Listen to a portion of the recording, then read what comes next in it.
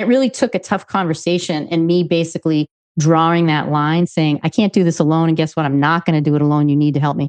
And I think a lot of women don't always really understand that they feel as though this is my role, this is my job. And if I have to ask for help, there's something wrong with me. And I think that, that's one of the things that I talk about. I do quite a bit of public speaking around women and being a caregiver and what it means to really define those boundaries, and that it's okay to ask for help. And it's okay to be honest about what you need, that it doesn't mean failure. It just means that you're taking care of yourself as well as your loved ones.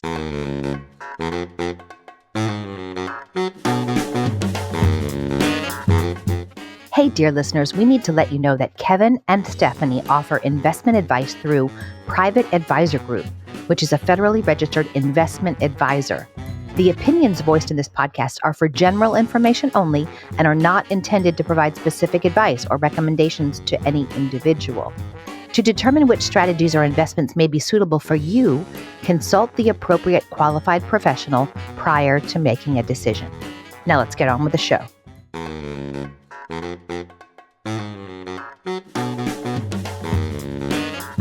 This is Take Back Retirement, the show that's redefining retirement for women. Retirement is an old-fashioned cultural concept. We want to reclaim the word so you can make it your own.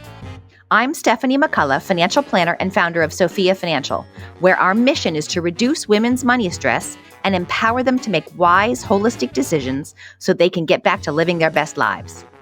Kevin Gaines is my longtime colleague with deep knowledge in the technical stuff, investments, taxes, and retirement plan rules. He's a little bit geeky and quantitative. I'm a little bit touchy-feely and qualitative. Together, through conversations and interviews, we aim to give you the information and motivation you need to move forward with confidence. We're so glad you're here.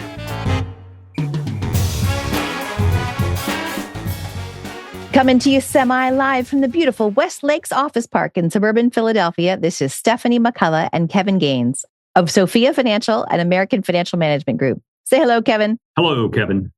Today, we're talking to Laura Lynn Morrissey. She is a nationally recognized advocate for proactive aging, blending over 2 decades of leadership in finance with real-world experience in senior care. This is the stuff we love to talk about, Kevin. For 20 years, she held executive roles at Fidelity Investments, a company we know very well. She specialized in client strategy operations and long-term planning. After transitioning into healthcare, she built and sold 2 successful home care companies in the Boston area. And then in 2023, she founded Silver Savvy, a platform dedicated to helping people age in place, maintain independence, and plan confidently. Let's dive into our conversation with Laura Lynn.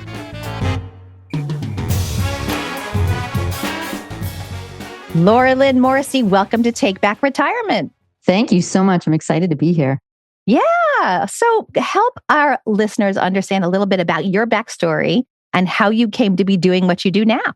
Absolutely. Well, I actually started my career in financial services. So I worked for a very long time for Fidelity Investments. I was in San Francisco and Boston, and I also was in fixed income trading technology. So I was so I did that for a while. And so as I was growing my career in financial services, I was also behind the scenes a caregiver. So I was a caregiver for my mom since I was 7 years old. And so that was always kind of in the back of my mind as my responsibility. And I think it's gotten better now. We can kind of live a little bit more out loud about what's going on in our personal lives. But, for so many years, especially for women climbing the corporate ladder, you really couldn't talk about the responsibilities that you had. Yeah. So in the midst of growing my career, my mom's health was in decline. We got care for her. I was in San Francisco. She was in New England. And it wasn't going well. And for all sorts of reasons. And then I was at that point in my career where I thought, you know what? I would like to have my own business. My family are all entrepreneurs. And it was really then that I decided I would get into home care, believe it or not, with no healthcare background, which was an interesting dynamic. And I bought a couple of home care companies in the Boston area. And I learned how to apply putting client first. And I applied my financial services customer service in taking a patient, making sure that they're front and center in everything that you do. And we grew this incredible home care agency with amazing caregivers. And, I often told people that my clients were my clients, but my caregivers were my client. Because when you have amazing caregivers who like to come to work and enjoy where they're going, they are going to provide excellent care and they're going to stay in their shifts, which is, I think, one of the big challenges in the marketplace. So I grew that company and a few years ago decided to sell it, but I wasn't done. I feel as though there's such a need for advocacy and there's such a need as there's going to be so many of us over 60. There's going to be so many of us aging. We don't all know what that means. And I decided, what if I could build a roadmap based on my financial services background, based on my healthcare background, and really helping people to become even more informed, highlight things that I think people need to know, especially daughters and daughters-in-law and women who are often caregivers. No offense, Kevin. No. But at the end of the day, I started Silver Savvy, and it's just really been an amazing opportunity for me to stay in touch with clients that are looking to stay informed. So I serve two demographics. I serve folks that are over 60, the parents, the loved ones, the friends that may need some sort of support, but also daughters and daughters-in-law. And so, that demographic anywhere from, 35 on up. I mean, it is such a need and a growing need. And it's one of those things, I kind of think of it as, and this might sound odd, but somewhat similar to divorce. Like when you're going through it, it's the first time you're going through it, right? Plenty of other people have gone through it before you, but this is your first time and it's a foreign landscape and there's crazy language and, all these things you have to learn how to navigate. I believe that. And I know for myself, it was bizarre. As I was growing the home care company and working a zillion hours, my mom started to really decline and she ended up living with me. Oh, wow. And it was fascinating that I would leave a client's house and then run home to get my mom her meds at noon and then run back out. So I was living what I was supporting. I was living what I was seeing. And those experiences they really helped formulate how I would approach this business ongoing. But yeah, I think at the end of the day, it's important to let folks know that, you're going through this and this is your journey and this is something that we're going to take good care of you. But at the same time, just so you know, you're not alone and there are best practices here. And there are things that we've all learned that we can share if you want to know. But, you never want to one up anybody and say, well, that happened to me. Because everybody goes through their aging journey with their parents and it can be very traumatic. So were there any particular insights that you got or that you feel you got from taking care of your mother at the same time running your business that you were able to say, you know what? Other agencies aren't talking about this or thinking about that, but I just seen this. So let me bring it into my company. Well, it was interesting. What I experienced with my mother was incredible trauma, really. I mean, my mother went from being able to live independently with some assistance to being completely dependent. And I watched my family, my brother specifically, not respond immediately. And so families need to understand that a lot of times daughters and daughters-in-law pick up that role for all sorts of reasons, but that there was a way for me to engage my brother that I had to learn because I had done it all my whole life. I had taken care of my mother. I've got this, Jay, don't worry about it. That's my brother's name. And then at some point I had to really make it clear to him, I need your help because this really isn't my problem, Jay. This is my mom's problem. And we need to be doing this together. My brother's an attorney. And it really took a tough conversation and me basically drawing that line saying, I can't do this alone. And guess what? I'm not going to do it alone. You need to help me.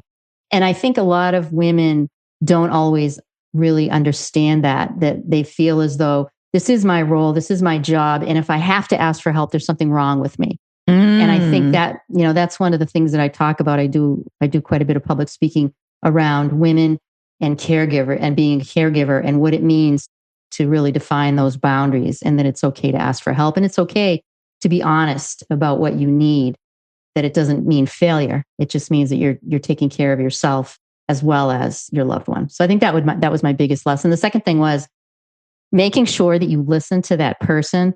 So as I was watching, because I would often be in the room with attorneys or doctors or caregivers or whatever, and whomever, and they would often direct the conversation to the power of attorney, or they would direct it to the daughter or whatever. And the parent in the room, the loved one in the room was ignored.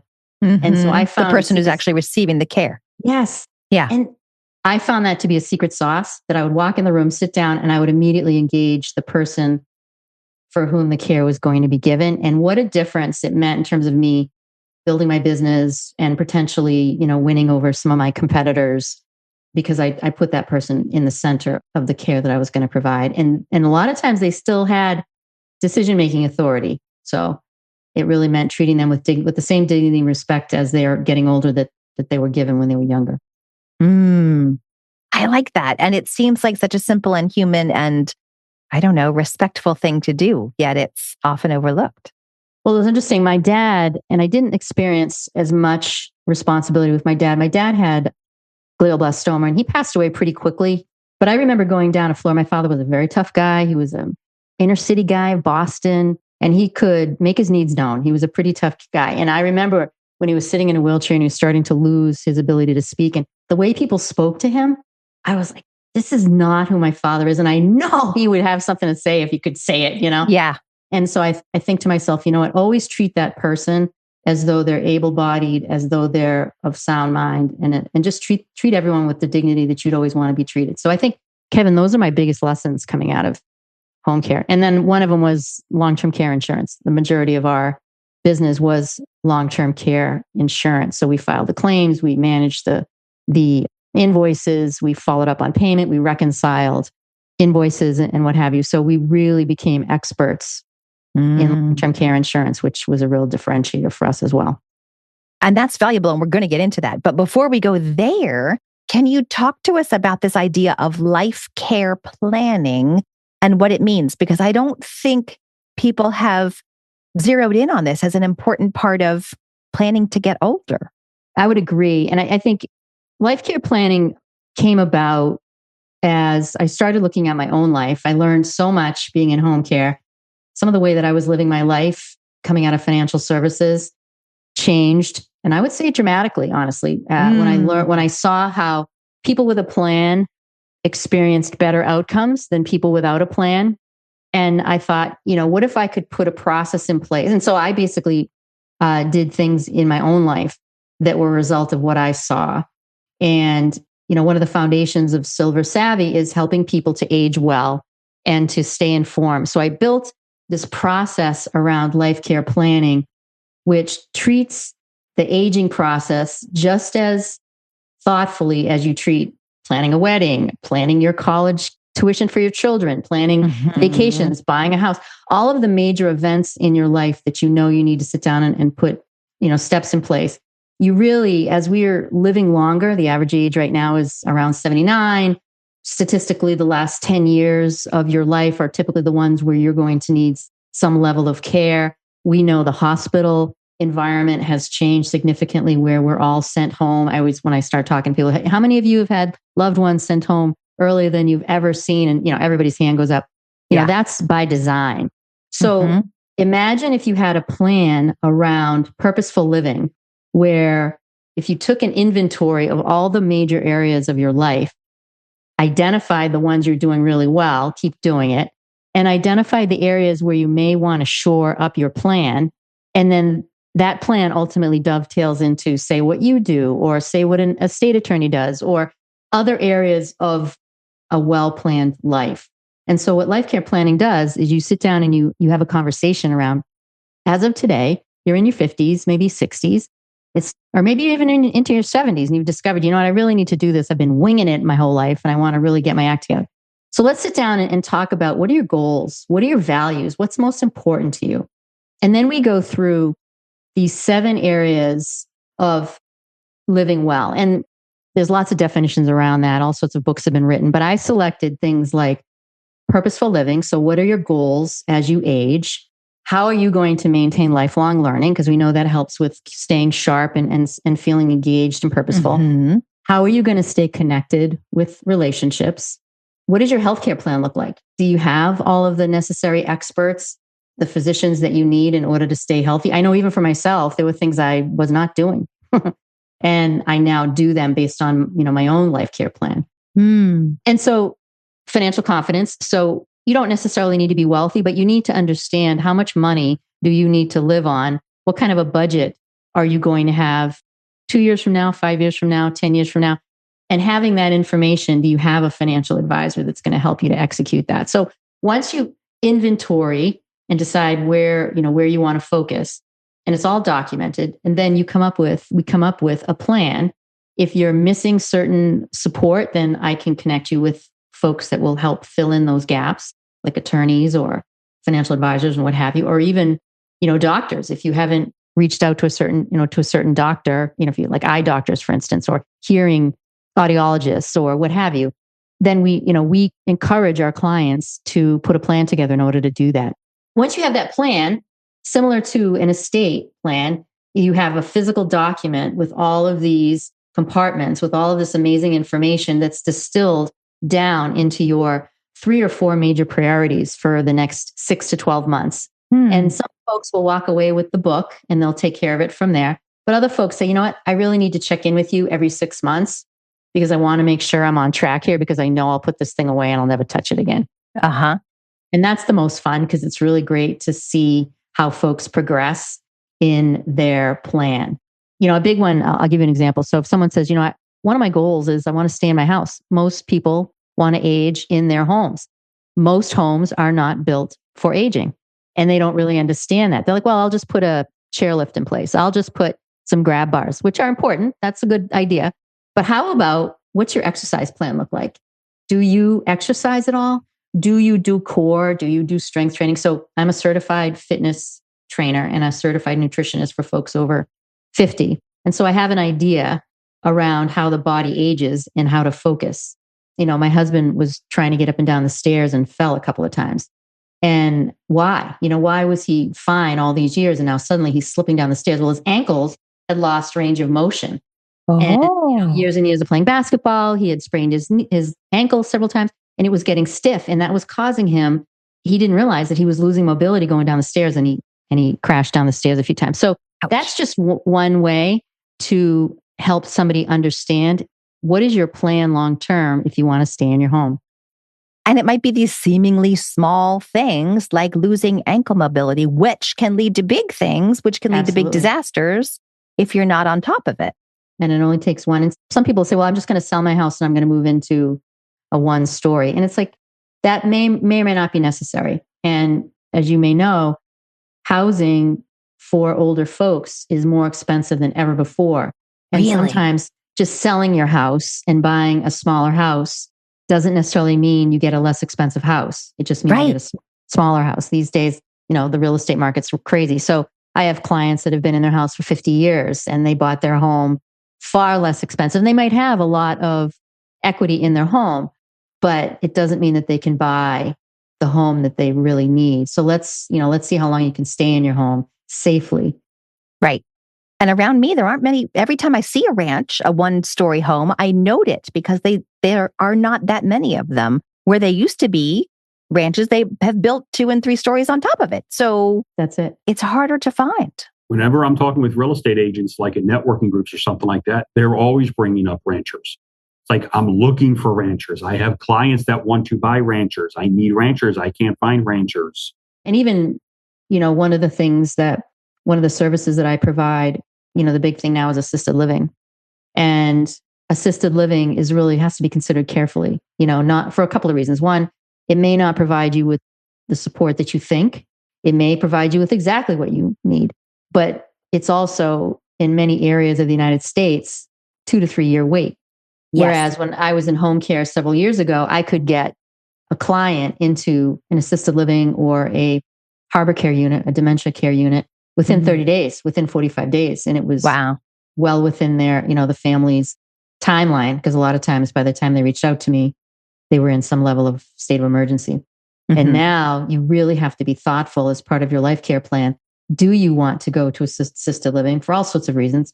And if you do, you need to make it part of your longer term plan and get going and find those places and make sure get on the wait list. Yeah. And make sure that they're financially viable because a lot of these assisted living communities are being absorbed by others for financial management reasons. That's the sad part. You don't really realize that this is a big for-profit, profitable industry, right? Absolutely. Absolutely. And I think some people feel as though, well, it's just one type of medical care that and it's like, no, it's not. It's not. They're non-medical. Even though you might hear nurse, you might see an RN running around. You might even have concierge medical care. All of that, that's separate. And then at the end of the day, these assisted living communities are non-medical. So let's dive into that a little bit, because I think when I talk to the people about that, when we talk about the potential for long-term care need, I'm licensed to sell long-term care insurance. It's been drilled into my head what that means. But for a lot of people, they're not clear on the kind of custodial non-skilled care versus medical. Well, yeah, I mean, as you know, long-term care insurance pays for certain things outside of Medicare. And some people think, well, Medicare will pay for assisted living. It's like, that's not true. Right. So it's really making, it's a big misnomer and really making sure people understand the differences. But the neat thing about some of these insurance programs that are available now is they recognize assisted living, and nursing home is medical. So we know that, long-term care insurance could potentially pay for a nursing home support. And that is in fact medical. Mm-hmm. But assisted living is now part of what a long-term care insurance policy will pay for. And it can basically provide a bit of a hedge or a bit of a offset to the expense of assisted living, which can be maybe not initially as expensive when you first move in, but when you start to add on additional care that you may need or any other services, that a la carte menu can potentially become quite expensive. Because when we talk about someone who's helping you get in and out of the shower and get dressed, you don't have to go to medical school to provide that care, right? That's what we're talking about, non-medical. It's those, assistance with kind of getting around and doing the basic things. It is. And there is certification programs that help with best practices on how to help people in and out of showers, in and out of cars, in and out of on and off the couch and whatnot, especially if there's, major injury involved or major chronic skeletal issues involved. And I talk about that as well with regards to people think, I can just bring in my niece or my friend down the street and she can help me. Mm-hmm. But they may not be trained on the mechanics of helping people perform what they call activities of daily living. And that you want, at the end of the day, when you need assistance, you want to make sure that you're working with people that are qualified and that have been certified and trained. That's a good point. And this, we probably should have asked this question in the beginning, but part of the issue or the problem with a lot of this, as far as aging, is it's a numbers game.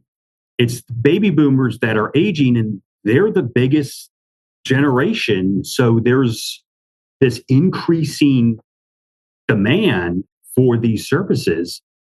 And we don't have the infrastructure in place, I guess you would phrase it, to support all of these people as this demand is ramping up.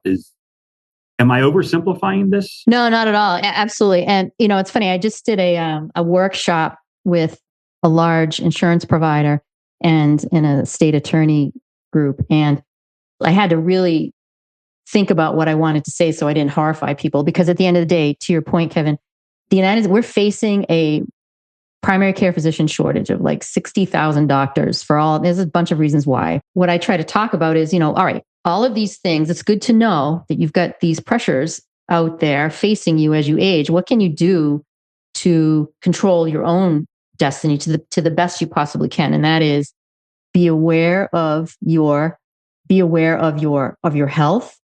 Screen your health, as many of the screen your eyes, screen your ears, go do your annual physicals, keep yourself in tip-top shape and make sure you understand where you are in your journey. Make sure that you're eating as well as you can and that your nutrition change, your nutritional needs change. Make sure you're engaged.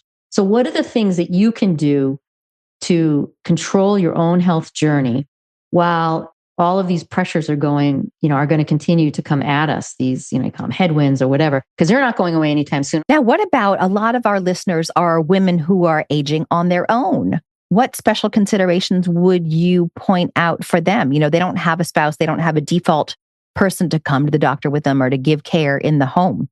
Well, again, I think you can always take a look at where are you right now and where could you make improvements on your care. So, again, how is your diet?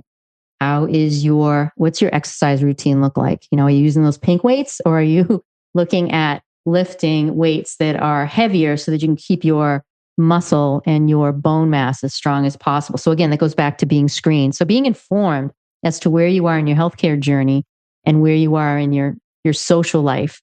So many of us, I know I'm going through huge changes in my social life right now. People are unfortunately passing away, or they're moving away, or they're retiring. So take a look at, do you have the social construct to support yourselves? My husband and I don't have kids, so we're thinking that we have to be very cognizant of that. We have to make sure that we have support in place so that we have the care that we need and the support that we need going forward. So that means we have to stay very connected to outside our house. And I know there's a lot of people that like to spend time by themselves, which is A-okay. But I think you have to be very aware of, it may not be the most healthy thing. We saw this after COVID, people being isolated. We saw a decline mentally. But, again, I go back to the life care plan, making sure that you have a purposeful living plan. You've got your healthcare in place. You've got your social network. Even if it's 1 or 2 people, you don't have to have 1,000 people, that you're financially sound. You understand what your budget is, and that you're thinking about it on a very proactive basis. Yeah. So way back when we had a Little Bitty Baby podcast, in episode 17, we talked about what women need to know about long-term care. So Laura Lynn, you mentioned you become an expert in long-term care insurance. Let's first talk about what's the biggest misconception you see about long-term care insurance, and then we'll get into mistakes. Well, it's interesting. I think you either find people that are older that say, well, I'm too old and I can't get long-term care insurance. And for those that, what is long-term care insurance? Long-term care insurance is an instrument that you typically, a financial advisor will help you to determine if it makes sense to have that as a tool in your toolkit to help you manage costs over time, specifically around the cost of aging, whether it be assisted living, nursing home, home care, durable medical equipment, and a bunch of other stuff. It depends on the policy.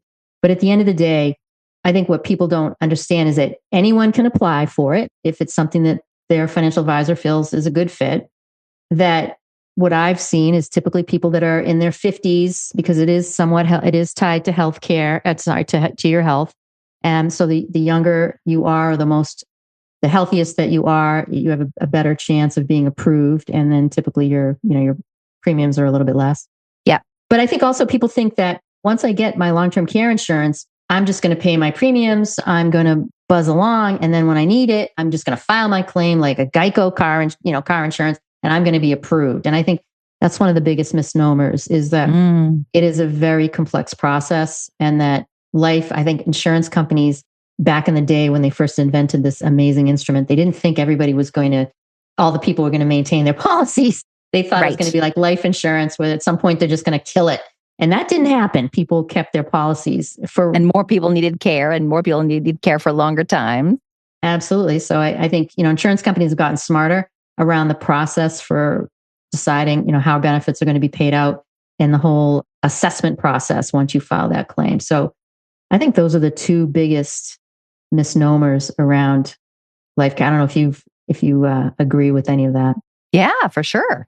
Share with us some of the mistakes you've seen around the claims. And when we say claims, we're talking about like, oh, I need the coverage that this insurance policy offers. So you fill out your paperwork and you ask for the benefit, right? And this is what you're saying, the process is more complex than people might think. Yeah, I think what I see folks do is they have this amazing policy, and the policyholder forgets what it's capable of. Or maybe they haven't informed a loved one, who oftentimes are the ones that dig the policy out because something's happened. Right. So really, if you have a long-term care insurance policy, I think it's really important to understand all of the particulars and the elements of the policy. Yeah. What are the benefits?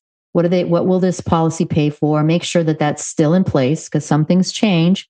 When do the benefits pay out? Is it based on a daily amount? Is it based on a monthly amount? One of the biggest challenges I think families face around these policies is what they call the elimination period, the waiting period. I think, I've worked with so many folks who are brilliant people who will say to me, I did not understand what the elimination period was all about. And what the elimination period is kind of a goofy word for deductible. So yeah, typically, if you have a lower premium amount, chances are you have a longer elimination period. And what that means is once you file your claim and you have enlisted whatever service you're looking for, you have to pay for that service out of pocket. I can't tell you how many folks have said, I don't have to pay. you or anyone else. I have this policy and it will pay you. I'm like, no. You have to pay out of pocket for a certain amount of time, clearly outlined usually in the first few pages of the policy for that limit, whether it's 30 days, 60 days, 90 days, 120 days. It's very rare that I have seen a policy with a 0 elimination period. It usually means your premium is pretty sizable, that you pay, that lever has been taken care of within the premium. So the elimination period, to me, I spend a lot of time educating folks on what the elimination period is. And once you pay it, do you have to pay it again? Sometimes you do, sometimes you don't. It depends on the policy. So really making sure you know where the policy is, making sure that you understand what that policy can do, and kind of run through some scenarios on how you would utilize that policy. Because we know it's all about cost. Kevin, we were talking about that earlier. It's all about a numbers game, that if you've got a policy with a 90-day elimination period, do you want to wait until you need care 7 days a week, 24 hours a day at $35 to $37 an hour? Or if you're having a knee replacement, or if you have some other situation going on, that within that policy, you can engage maybe 3 to 4 hours and limit the amount of money outside of your, that you pay out of pocket, maybe 20 hours a week, or maybe 15 hours a week, or 10 hours a week, because a day of care is still a day of care, whether it's 1 hour or 3 hours or 24 hours. And how I educate folks is, if you can get away with and be safe with as few hours as possible, get your friends and family to fill in the rest of the hours. That way you pay out of pocket the least possible amount until you get your benefits approved, and then you can go from there. So really understanding that elimination period, to me, is the biggest part of the policy. And it's kind of implicit in the name, right? Long-term care. Like if you break your hip and you go, to rehab and you have physical therapy, and then you're back up and running within 90 days, that's not long-term in the definition. That's right. And I think, too, I was talking earlier before we went live, a client that I've been working with, understanding your entire health profile. And, sometimes when folks will apply for their long-term care benefits, there may have been an incident. Maybe there was a fall, maybe there was a broken bone, but maybe there's some other chronic issues. Maybe there's spinal stenosis. Maybe there is some other chronic situation going on. You want to make sure that you're talking about your entire healthcare profile, because maybe that particular situation, that broken bone, might be short-term, but the chronic issue could be what like spinal stenosis is one that comes up so many times when I deal with clients, osteoporosis, or right. There are other chronic issues that you may not realize. Or in this case of this client that I'm working with, she's legally blind, and that had everything to do with why she fell. So even though she had a broken bone, she's legally blind. And so that is an important part of her health profile that the insurance company needs to know, and that could trigger long-term care. So, Laura, we're talking about the elimination period, and did we file? Did we not file? And everything. When does, from a policy perspective, when does that elimination period start? Is it once you when you contract for the care, or when you actually notify the insurance company? So I always say you can do either. So you can file the claim, but they're not going to do anything until you get that care. So I say, get your care. Yeah, but I need to make sure that the claim's filed. Yep, understood. Get that care first. Get that assisted living contract signed. Again, you have an elimination period out of pocket. And if you work with an advisor that can sort of go through what's your likelihood of being approved, nobody outside of the insurance company is going to be able to validate that. But, what's your likelihood of being approved? Then at that point, you file your claim. That way you've shown, yes, I do need whatever I'm filing the claim for. And then the goal is that you've got records already being submitted to the insurance company once the claim is filed. You've already been paying bills. You've shown that you need whatever it is you're filing that claim for. And it shows good faith that, this is real, this is valid. So I always advise, get the care first, get it online first. You can do it the same day. You can do it the next day, but don't file the claim, because it will sit if you haven't done whatever you need to do to trigger the claim. Assisted living, if you're not in a nursing home, if you don't have home care, a licensed home care provider in your house. But say you're helping mom or dad, and you've been helping them, and they've arranged for care for them for 4 or 5 months. And then you're going through their desk one day and you discover this long-term care policy. It's like, hey, great. Are you going to run into an issue saying, yep, nope, you got to wait another 90 or 120 days? Or it's like, nope, you've been having the care for the last 6 months. The elimination period has already been met. How does that work? Kevin, did you say that is this care professional accredited care, or is it a friend down the street? Care, yes. Because long-term care doesn't necessarily, or not very often, cover you stepping in and helping mom and dad inform. Perfect. Then the answer is yes. So you find this policy in the drawer and you say, Mom, I didn't know you had this policy. Boom, file the claim. And then you say, go back to date of X when the chronic issue or the qualifying healthcare scenario triggered it. And then the goal is that you would be reimbursed all the way back to that first day of care. So I have a client right now. The claim that I filed, it took 4 months. And there's all sorts of reasons why it took 4 months. They've been paying out of pocket for 4 months. They will be reimbursed back to home care day one. They'll get a nice chunk of change. And then usually most of these policies have this nice little, and I say this is a little bit of an offset. The premium that you've been paying will stop. You no longer will owe that premium. So you can add that back in for the time that you have benefits. And that could be take a little bit of the sting out of having to pay out of pocket, because home care has gotten really, really expensive in the past 5 years. Mm. And when you say we're going to get reimbursed back to day one, that's day one after they've met the elimination period, right? That's right. Yeah. That's right. Right. But that care goes towards the elimination period. Right. So if you it starts counting up your days. Yes. Yeah. Yes, it does. So either way, it's fantastic. You don't lose any momentum by finding that policy sometime down the road. So let's just do a quick review of when you say, okay, if you've got a long-term care insurance policy and you want to know the features of it, what are those features? We talked about elimination period. What else do you want to make sure you know about a policy? And what's the lingo to look for? So the first most important thing is, what is the benefits? Mm-hmm. So what are the benefits that your policy will pay for? Make sure you're clear on that. Assisted living, home care, nursing home, durable medical equipment. So the types of things it will pay for. The types of things that it will pay for. Okay. And then what is the benefit period? What is the coverage? It's called coverage duration. Mm-hmm. So some benefits, some of the older policies are unlimited, but the newer policies will have, 2 to 5 years. That's typically on average. And again, we all know that every policy is different, but 2 to 5 years. And we talked about the elimination period. Is there an inflation rider? That's sometimes a really nice feature, so that over time, your benefits will increase with X percentage of an inflation rider. It could be, 1.5%, 2%, 3%, but that makes the policy valuable. Even if you've had it for 20 years, the value of that policy will go up with inflation every year. Yeah. And then you mentioned before, like the benefit amount, right? Whether it's a certain dollars per day or dollars per month, like how much will it cover? There's no guarantee it'll cover all of your costs, but say if you have $3,000 a month of your benefit amount. And I usually say up to. I always try to qualify that, because a lot of families will say, well, I've got this, I've got $10,000 a month, and I say up to.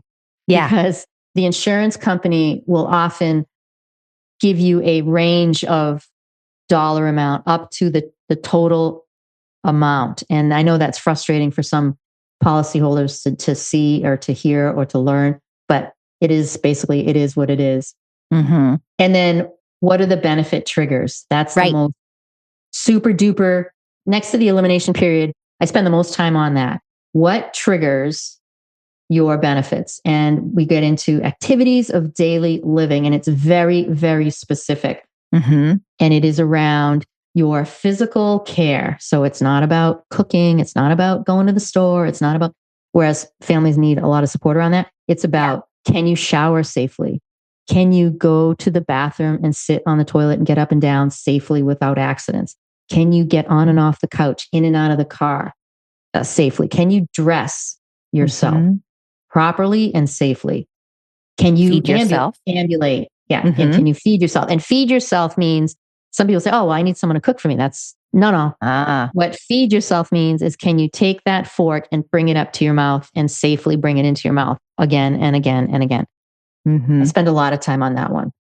And so we go through scenarios around what does a care plan need to look like, that you need 2 out of 5 or 6. Some policies have 5, some have 6. 2 out of 5 or 6 that you have to meet. Activities of daily living. Activity, and you have to be able to say, you have to prove that you can't do them safely before your claim and your benefits will pay out. And one of the things that I talk to clients about is, when you file a claim, you will have some level of an assessment. So you will have an RN, a qualified RN, will either conduct a 90-minute assessment over the phone via Zoom, and it's very, very particular how that's conducted, or they'll do it in person. By the way, let me just qualify. Most policies have an addendum to the ADL requirement that if you have memory loss or any kind of cognitive, if you've got cognitive decline that has in fact been diagnosed by a doctor, then that will be a chronic issue that will basically, if it's vetted and proven, then it will automatically means you'll get benefits. So the ADL thing no longer qualifies or becomes part of the criteria. So, but the assessment is very important. And, I tell my clients that, the assessment is the time when you really want to be honest about what you cannot do anymore. And it's very, we're all very proud. We all have a lot of dignity. We do not want to acknowledge we need help.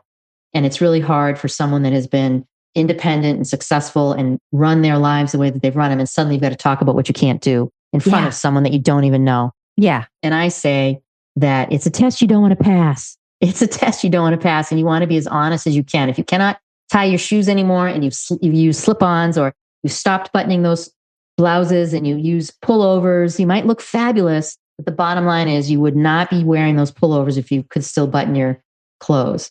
Anyway, there's a whole bunch of scenarios there, but the assessment is very, very important. You take it very, very seriously, and you make sure that you're answering as honestly as you possibly can. And again, having an advocate in the room to make sure that you're being forthright and with dignity, but forthright about what's happening, will absolutely make your case a lot stronger.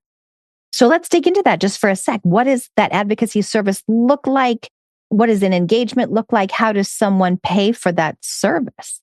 Well, an advocate can be a friend or family member that you feel trusted. But, the services that I provide we do a lot of proactive role playing, honestly. So you engage someone like me, I can file that claim. I will interact with the doctors. I will get all the paperwork that we need. I will write the cover letters so that it is very clear what is wrong and comprehensive, which I think is very, very important, because you want this to be lock, stock, and barrel accurate. Then when you get to the assessment, we do a lot of pre-meetings, and we go through, here's what you might be feeling and here's what you might want to say, but here's what I'd like you to say, because this is actually the truth. And we go through that and get that person comfortable with saying, because the questions are typically the same. They're going to go through a mini mental. They're going to ask questions about your ability to remember things. They're going to go through your ability to perform physical tasks. And you're not going to want to talk about how you get around not being able to do those tasks. You're going to talk about the fact you cannot do those tasks. The goal is, when I'm in those assessments, I say almost nothing, because you really want that person to be the one answering the questions. You don't want any confusion. Right. However, I do have clients that they really want people to know how they've worked around these awful limitations and the pain that they're in. And I will follow up with a letter basically saying, I know they said this, but here's what they really have to go through on a day-to-day basis. Again, that advocacy.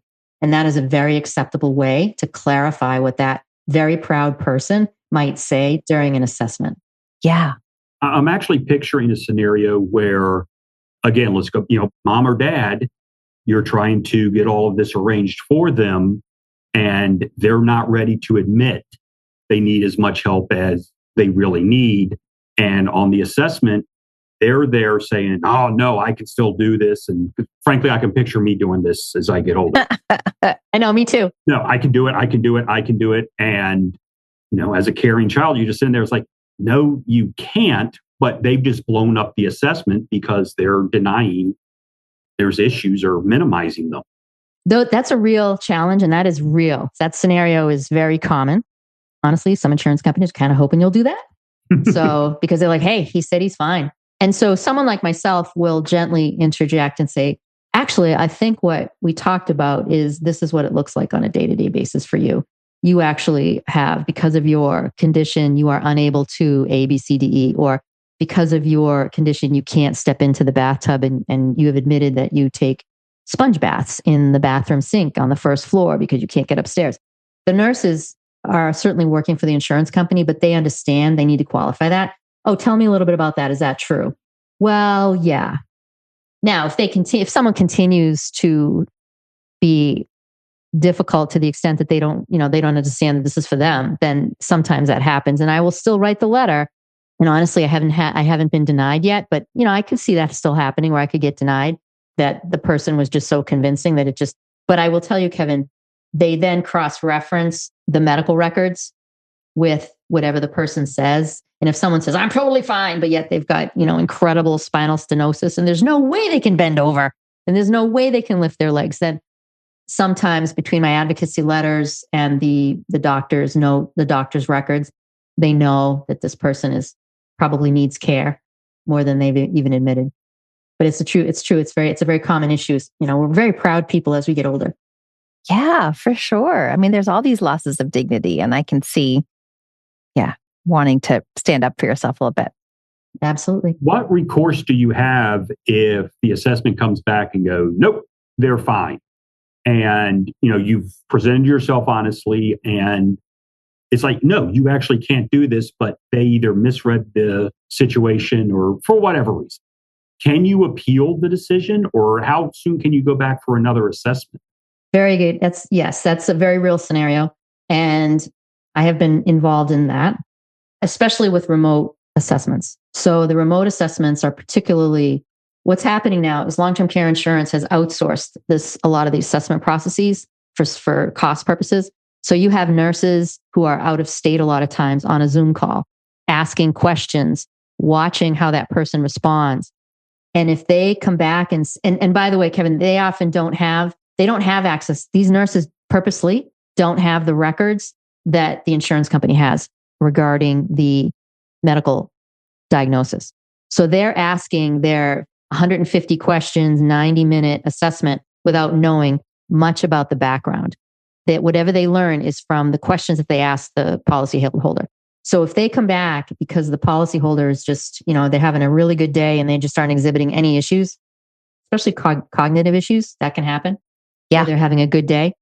Then yes, you can appeal that and say, okay, based on that's why it's good to have someone like me to take good notes. Then you basically refute the main areas where that could impact the approval of the claim. And they have to take that into account. Any letter that I would write, they have to take that into account, any disconnect. And they might do another assessment, and you can do it immediately after the assessment. So you don't have to wait a certain period of time. You can file, and if you do get denied, so say you get denied, you can appeal right away. And if you get denied again, then you have to wait.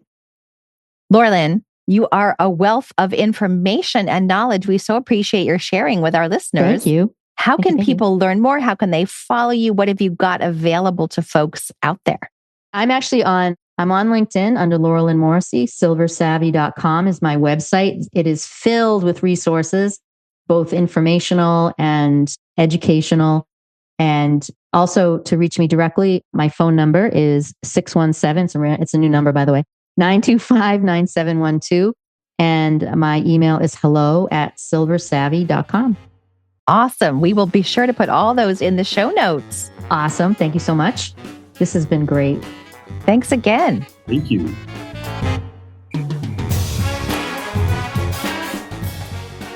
Stephanie, these are the type of episodes I really like because it kind of touches on what we do, but it's also the bigger picture. Yeah. And gets to the stuff that people don't think about.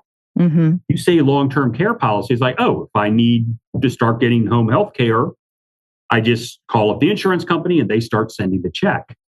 And especially as we learned in this conversation, it's a lot more like medical insurance or auto. If you've got to file a claim on your auto insurance, there's a lot of, I'll be generous, give and take potentially between you and the insurance company as far as if a check comes and how big the check is going to be.